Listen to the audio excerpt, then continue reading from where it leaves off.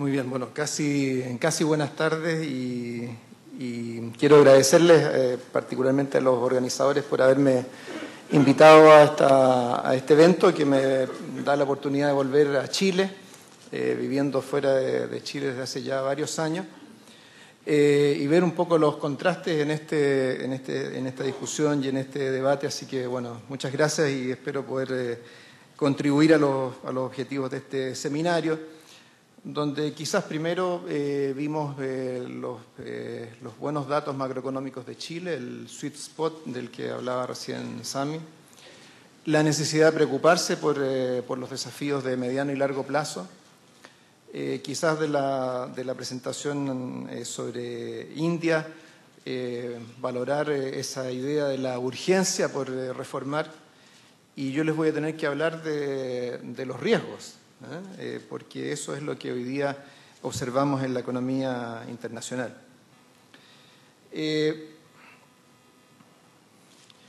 Lo que hoy día estamos viendo en los países desarrollados no es un ciclo económico más. Estamos viendo una recesión larga que ha tenido varias etapas y momentos críticos que ya, si contamos desde la fecha en la cual se declaró oficialmente en recesión a Estados Unidos, diciembre del 2007, estamos a punto de cumplir 5 años y sin una salida todavía clara. Un proceso que ha involucrado contagio entre países, entre sectores, y en que gran parte del mundo desarrollado está siguiendo políticas fiscales procíclicas. Creo, yo no he hecho toda la investigación histórica suficiente, pero no creo recordar ningún momento en las últimas décadas en que haya habido tantos países desarrollados siguiendo políticas fiscales contractivas al mismo tiempo, y eso inevitablemente tiene un efecto sobre la economía mundial y sobre las propias economías desarrolladas, con costos económicos, con costos sociales y costos políticos. Prácticamente todos los países que han experimentado, que han sido parte de esta recesión, han tenido cambios de gobierno, algunos varias veces ya a estas alturas, y además todavía tenemos proyecciones con riesgos a la baja, de tal manera que obviamente la situación no es alegre,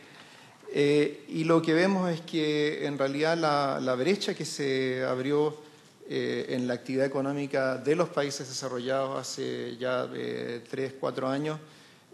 se ha mantenido, no ha habido recuperación, no ha habido cierre de esa brecha,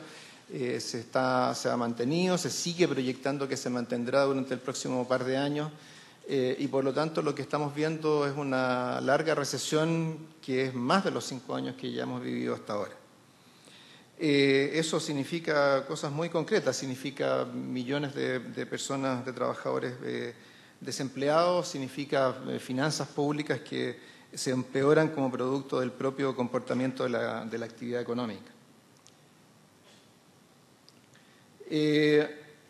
Si uno observa crisis como esta o recesiones como esta en el pasado, creo que uno las puede ligar muy directamente a cambios en nuestra manera de entender la economía. Ha habido muchas innovaciones en el pensamiento económico que surgió de crisis económicas en el pasado. Y hoy día quizás tendríamos muchas cosas que aprender. Tendríamos que quizás revalorar esa idea, ese concepto de que esta vez es diferente, que precedió a la actual recesión. Hay un libro de Rogoff y Reinhardt, dado que Rodrigo Vergara citó a Acemoglu y Robinson, yo les sugiero este libro porque muestra de qué manera muchos de los elementos que constituyen una crisis financiera se han repetido durante muchas décadas y si no siglos. Deberíamos estar aprendiendo sobre cómo medir, cómo informar, cómo gestionar riesgos, cómo manejar liquidez, los papeles de los bancos centrales. Hoy día distintos bancos centrales están siguiendo distintos mandatos.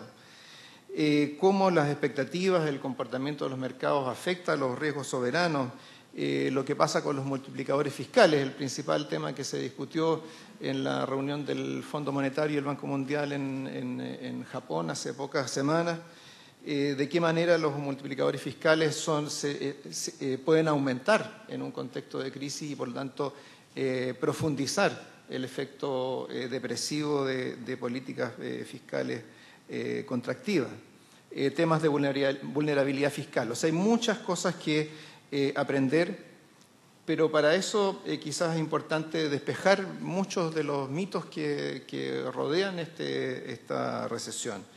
La idea de que en realidad lo que tenemos hoy día es una crisis europea, que Estados Unidos ya, en fin, va saliendo de sus problemas, que esta es una crisis fiscal, que el gran culpable es el estado de bienestar europeo o la irresponsabilidad de los países del sur de Europa, de la cual solo se puede salir con disciplina fiscal y productividad, con un poco de ayuda de los países emergentes. Hay muchas cosas que hoy día llenan a veces los titulares y las columnas de opinión, pero que no están necesariamente respaldados por lo que son los datos. La trayectoria de la crisis ustedes ya la conocen, esto me lo voy a saltar, para ir a mirar algo que a mí me parece interesante por la atención que se ha prestado a los temas fiscales en los últimos 2-3 años. Acá lo que ustedes ven en estas gráficas es la trayectoria fiscal de 4 grupos de países desarrollados.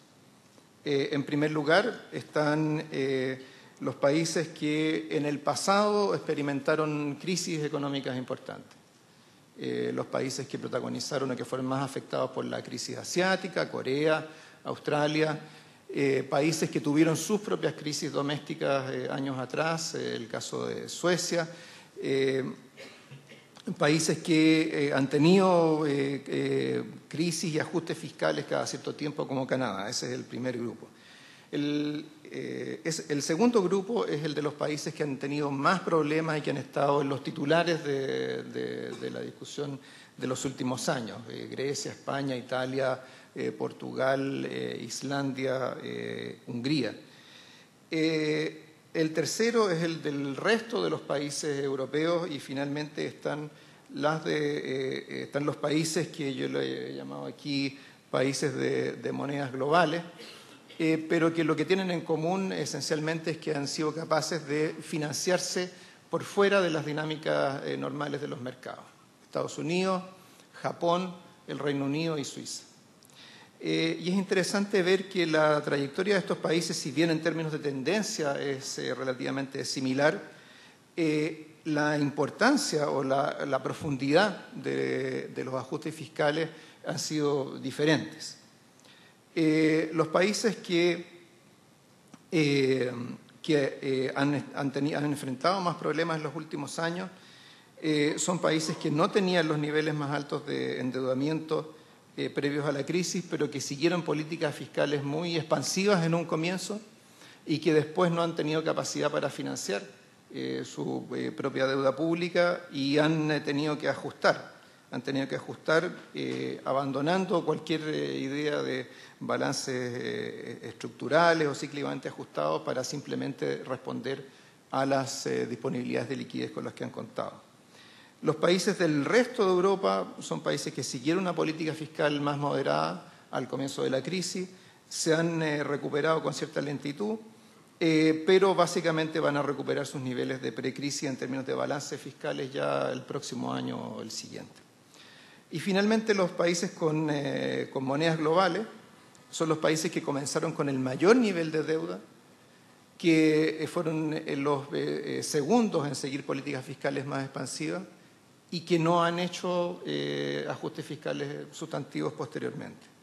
Esto se ve con más claridad cuando uno sigue los balances subyacentes o estructurales. Como ustedes se imaginarán, a mí me gusta seguir este indicador. Y aquí se ve quizás con mayor claridad en esa línea verde, cómo precisamente fueron los países que hoy día tienen más problemas los que creyeron más en su capacidad de reactivar la economía, pero sin tener, por así decirlo, las espaldas financieras más allá de la zona euro que les permitieran sostener ese esfuerzo en el futuro,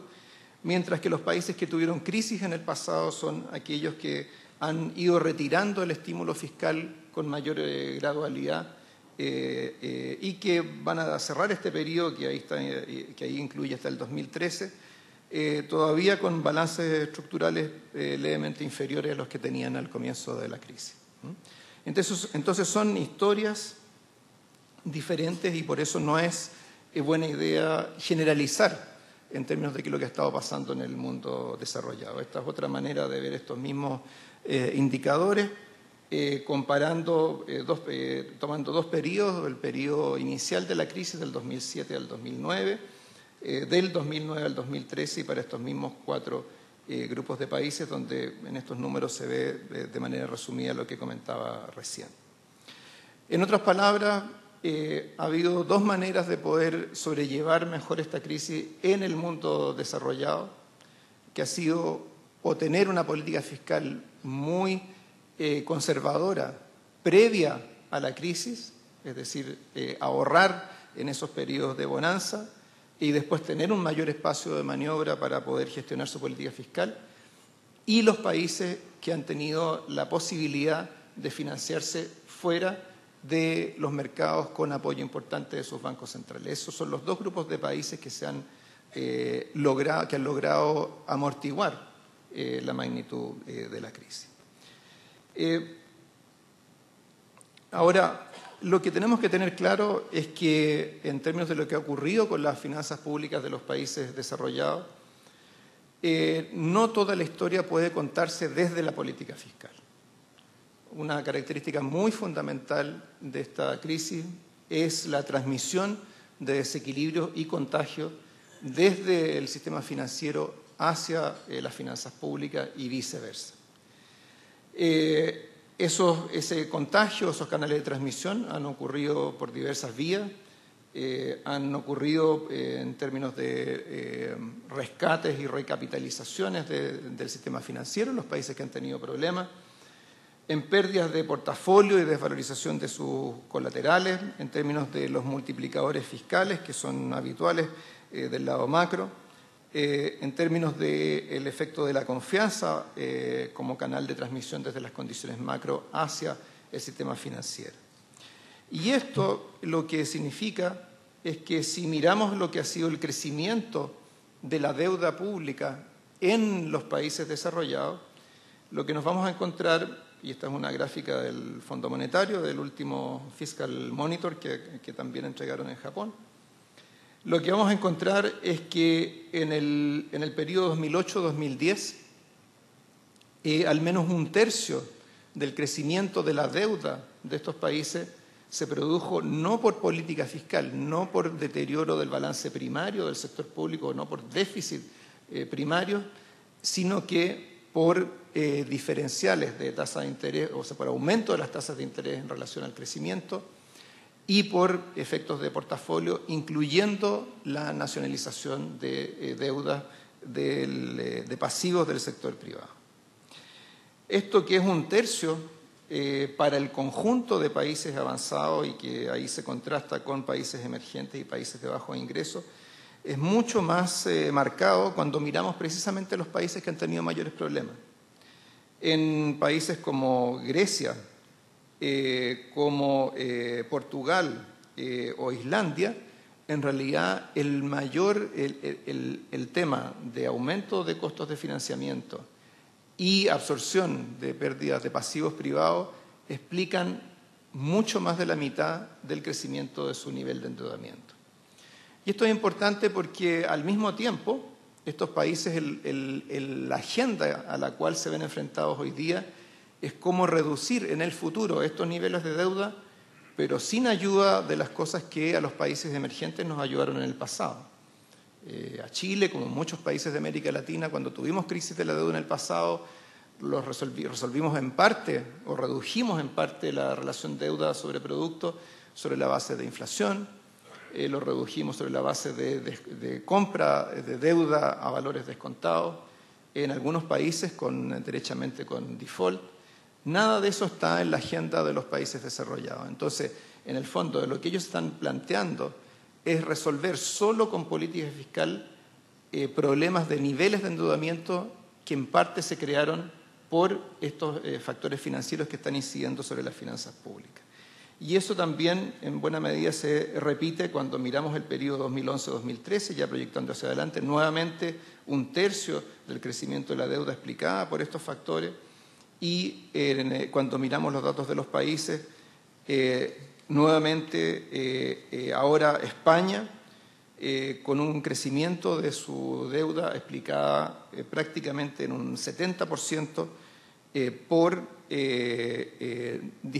aumentos de costos de endeudamiento, de costos de financiamiento y por absorción de pérdidas del sistema financiero privado.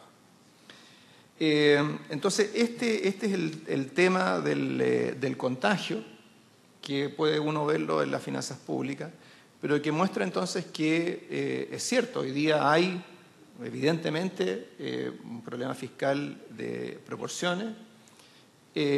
pero que ese problema fiscal proviene de una serie de fuentes y que por lo tanto, como lo vamos a comentar más adelante, lo que nos cuenta es que cuando queremos analizar los riesgos del lado fiscal en las economías tenemos que mirar mucho más allá de lo que es la política fiscal o la línea final del balance del sector público. Decía que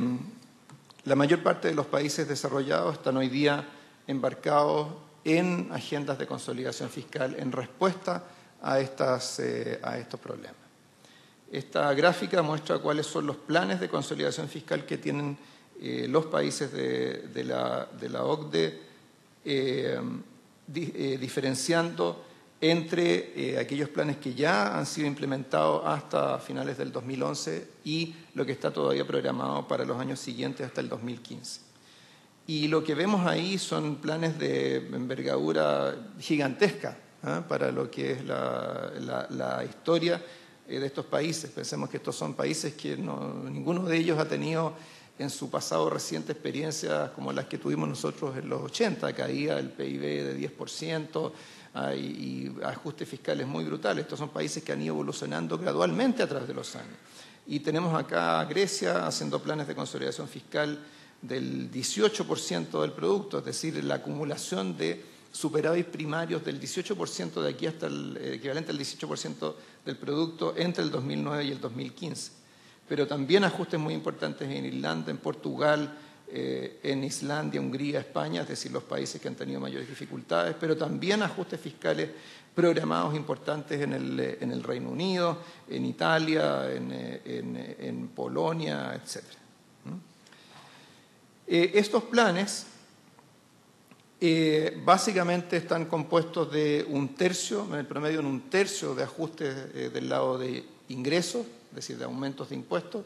y 2/3 de reducciones de gasto. Y cuando observamos qué es lo que está programado y anunciado en materia de gasto, lo que nos vamos a encontrar es que más o menos la mitad de los ajustes programados del lado del gasto, las reducciones de gasto, corresponden a gastos operacionales, reducciones de la nómina salarial, bajas salariales reales, reducciones de empleo público, reducciones de gastos de operación, y la otra mitad de rebajas de gastos en el nivel programático. Y esto solo para el periodo 2009-2015. En adición a esto, en los últimos 2 años se han hecho muchas reformas paramétricas en los sistemas de pensiones, que no tienen impacto en un plazo tan breve como el que aquí se indica, pero que significa que estos países también en el largo plazo van a tener un nivel de presión fiscal diferente de la que se preveía hasta hace algún tiempo. Pero aún así, cuando comparamos estos planes de ajuste que ya están formulados, que ya están comprometidos por parte de los países hasta el 2015, si los contrastamos con lo que son las necesidades de ajuste fiscal para estabilizar los niveles de deuda y con la relación deuda-producto y con supuestos relativamente favorables en materia de tasas de interés alcanzar la meta que se ha fijado la Unión Europea, que es un límite de 60% del producto como deuda pública, vamos a ver que todavía queda aún más por hacer, aún más de lo que está programado. Y por lo tanto, lo que tenemos que incorporar es la idea de que lo que hoy día estamos viendo en términos de ajustes fiscales procíclicos, en términos de ajuste en gastos operacionales, en beneficios sociales, etcétera, va a continuar durante varios años. Y por lo tanto no es raro que a estas alturas las proyecciones para los países europeos en términos de actividad económica sean apenas la posibilidad de un esbozo de recuperación en la segunda mitad del próximo año y quizás más tarde que eso.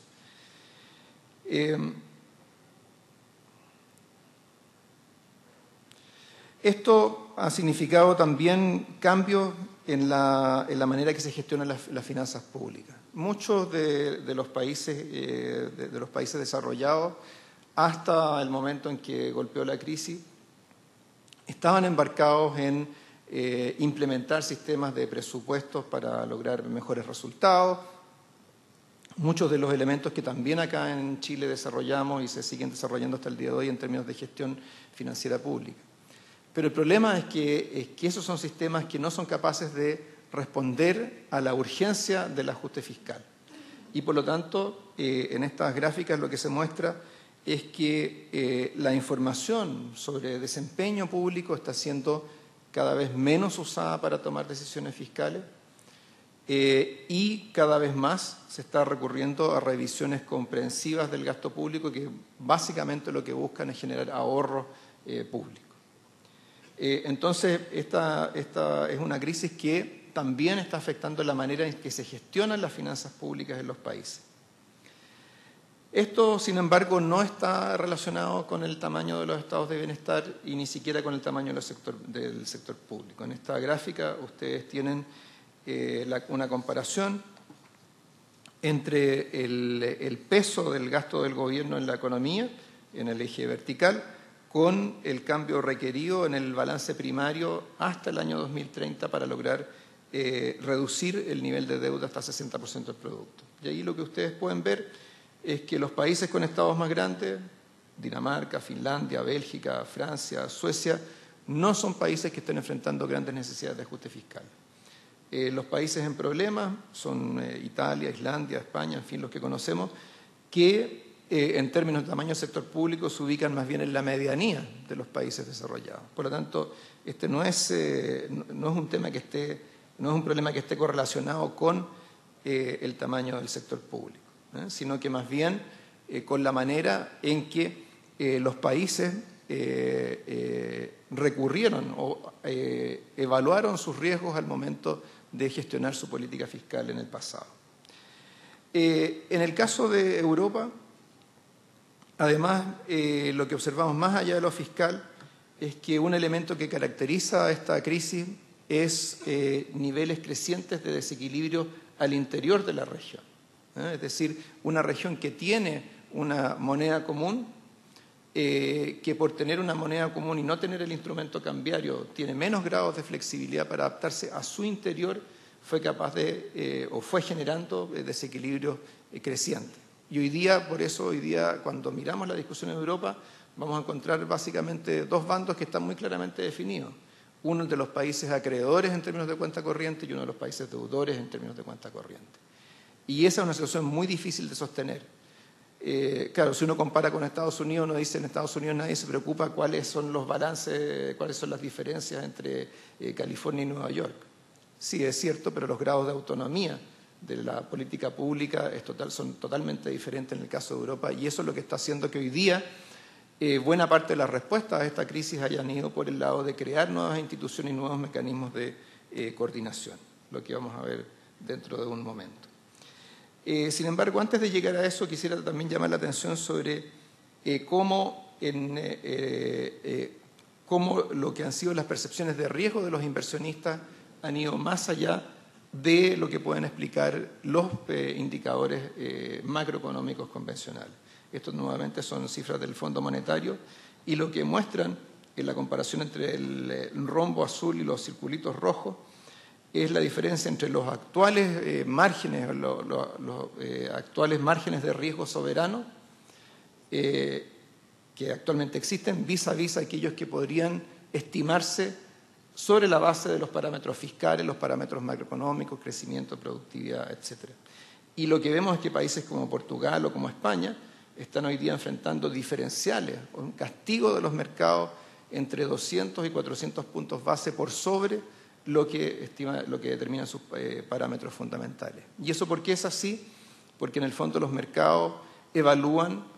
adicionalmente, incorporan adicionalmente a esos parámetros fundamentales el riesgo de que esos países eventualmente salgan de la zona euro o se vean enfrentados a mayores presiones de ajuste a su interior. Entonces, ese es el tema que hoy día está castigando particularmente los spreads de riesgo soberano.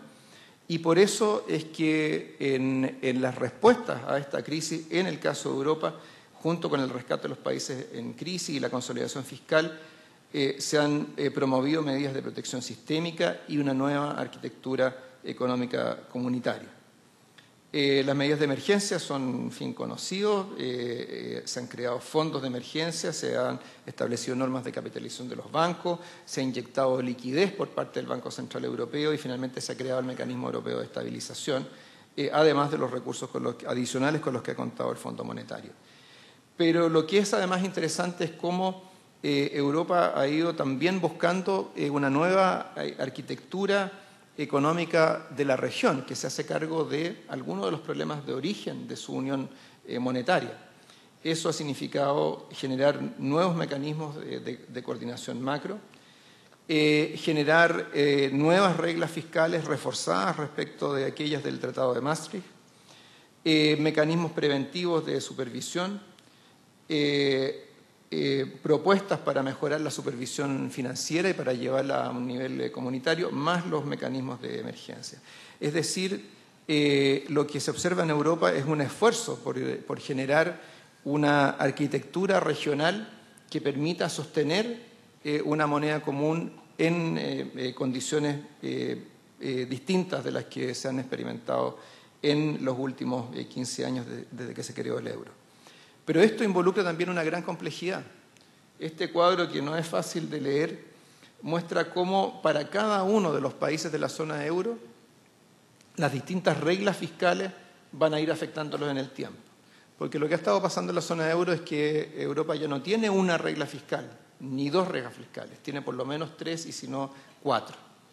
¿Y cuáles son esas reglas fiscales? Significa tener un objetivo de mediano plazo de un pequeño déficit estructural de medio punto del producto. Significa, sin embargo, que si hay un déficit efectivo superior al 3%, hay que hacer un ajuste anterior. Significa que si la deuda es superior al 60% del producto, también hay que hacer ajustes. Y entonces un mismo país, como no es muy fácil que se dé la coincidencia de estos tres elementos, de estos tres parámetros, un mismo país va a ir pasando de una regla a otra a través del tiempo. Y eso va a ir pasando con prácticamente todos los países europeos. Es decir, es un sistema muy complejo de regulación fiscal. Entonces, lo que tenemos en Europa es que la respuesta a la crisis se está conduciendo por un camino que es muy difícil, donde no hay posibilidades de devaluación interna, entonces se recurre a la devaluación interna, a la idea de reducir los precios relativos de un país por la vía de la deflación relativa respecto de otros países de la misma zona.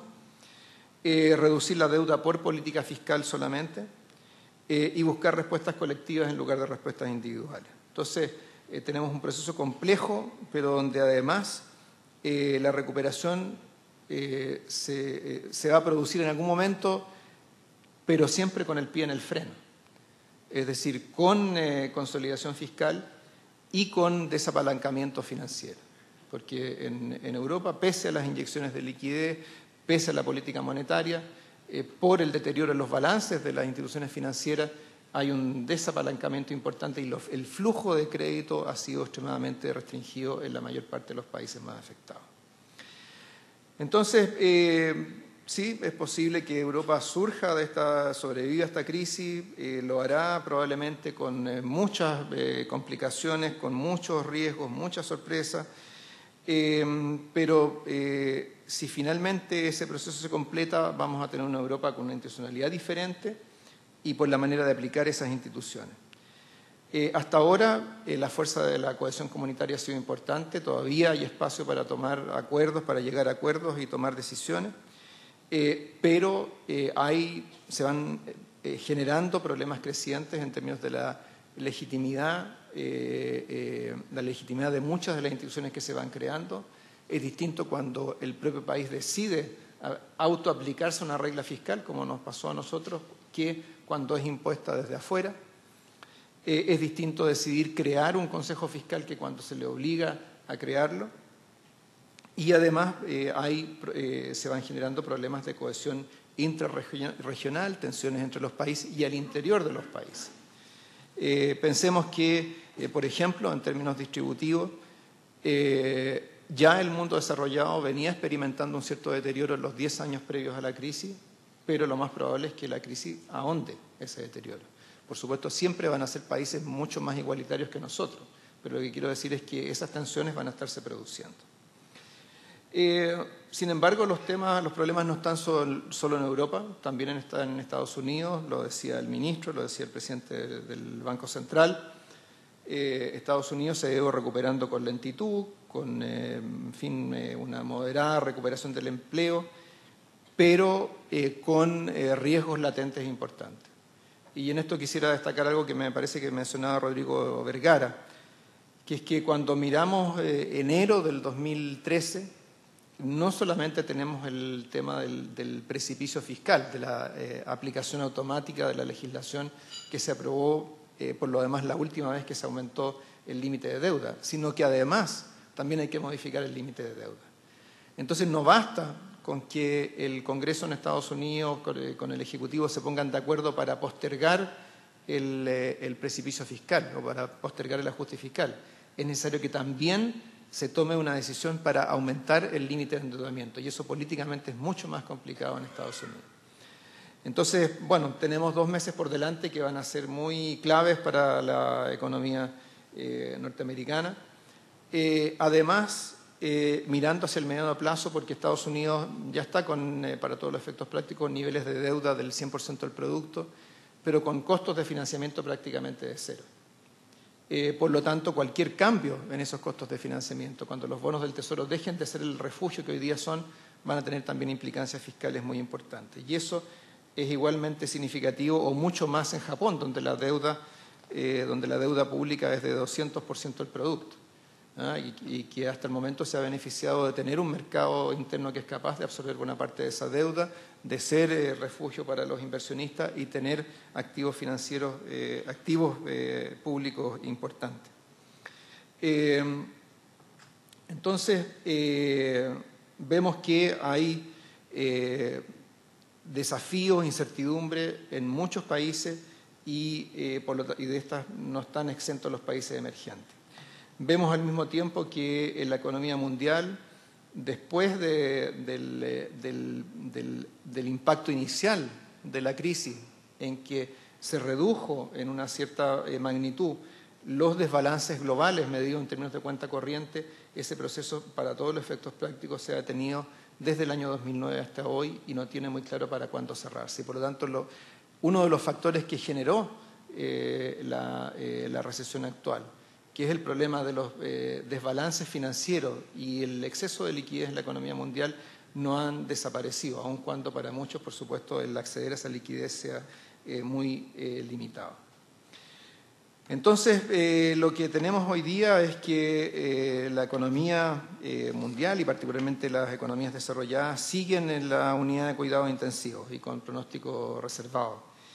Se mantiene un escenario de gran incertidumbre con factores importantes de riesgo, con finanzas públicas en una espiral procíclico muy nocivo, donde hay muchos elementos que quizás podemos vincular a nuestra experiencia pasada como países emergentes, que podemos vincular a la teoría económica más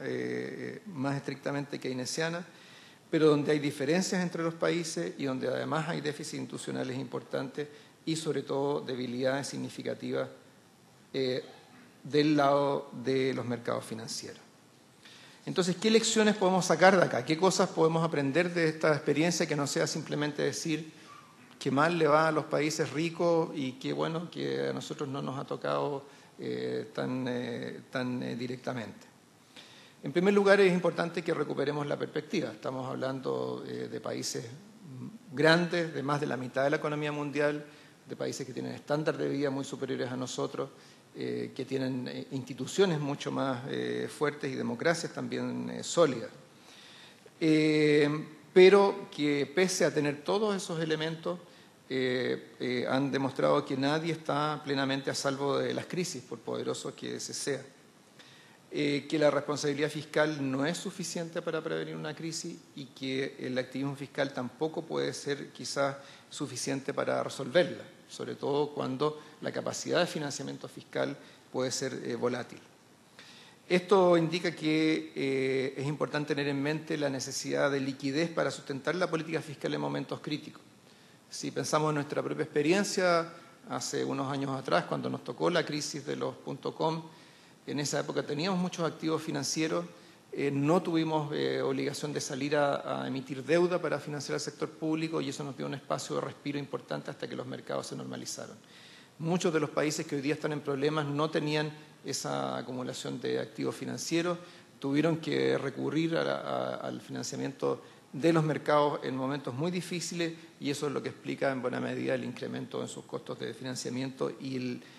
la presión adicional que esto ha generado sobre sus finanzas públicas. Creo que podemos aprender también que hay importantes riesgos de contagio desde el sistema financiero hacia las finanzas públicas.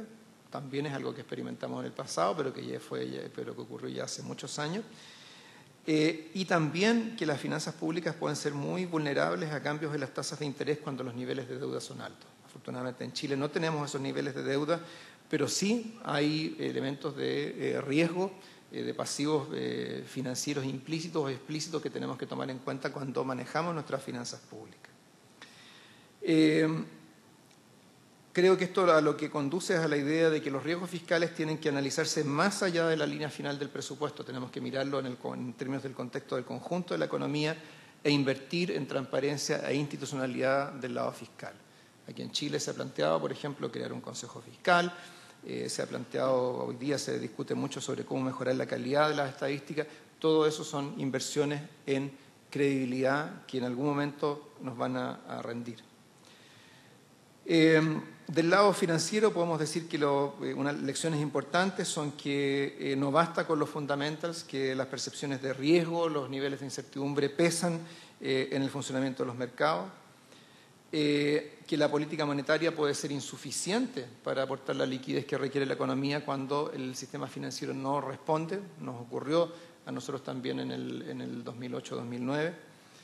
Que junto con los equilibrios buenos también pueden existir equilibrios malos, es decir, un círculo vicioso desde lo fiscal a lo financiero y a lo macroeconómico, y que por lo tanto es necesario mantener un análisis sistemático y regular de riesgos en el sistema financiero. Y creo finalmente que entre las lecciones que hoy día podemos aprender es que es muy importante invertir en instituciones para enfrentar este tipo de escenarios, cuando la confianza está en peligro, para cuando las cosas son poco normales. Es importante tener instituciones para las situaciones excepcionales tanto como las que tenemos para las situaciones de normalidad. Eso, por supuesto, incluye al Banco Central, incluye las reglas fiscales, como estas deben tener también sus cláusulas de escape. Por esa razón, creo que cuando hacemos las comparaciones en Chile, por ejemplo, con el año 2009, creo que independientemente de cómo se mira el balance estructural, creo que lo que tenemos que reconocer es que Chile fue capaz de tomar en ese momento la decisión de tener una política fiscal contracíclica, de ir más allá de lo que le decía su regla fiscal y por esa vía amortiguar lo que fue la crisis en ese momento. Entonces, con esto creo que si miramos de vuelta a Chile, obviamente ya ha habido mucho análisis en este seminario, simplemente creo que vale la pena destacar que tenemos que mirar a la economía chilena no solamente en términos de los resultados de este año, de las proyecciones para el próximo, sino que qué es lo que va a pasar con la economía chilena si es que la recesión externa se mantiene por 2, 3 o 4 años más. qué es lo que eso significa en términos de nuestra capacidad para crecer, hasta dónde la demanda interna puede seguir tirando el carro de la economía chilena en un contexto deteriorado externo y sin empeorar la cuenta corriente. Tenemos temas que pensar, es decir, no basta con que durmamos tranquilos, es importante también despertarse temprano, pensar cuáles son las reformas que necesitamos hacer y cómo somos capaces de analizar los riesgos tanto como las oportunidades que tiene nuestra economía. La OCDE simplemente está ayudando en este proceso a todos sus países miembros, monitoreando la crisis, apoyando a los países a buscar maneras de superar su situación, ya sea en términos de finanzas públicas o en términos de competitividad. Estamos haciendo una discusión sobre las lecciones que deja la crisis para el análisis económico, es decir, estamos siendo activos en un contexto que es muy fluido y que, como decía hace un momento, es relevante no solo para los países más afectados, sino que es relevante para todos los países, todas las economías abiertas e integradas a la economía mundial como es la chilena. Muchas gracias.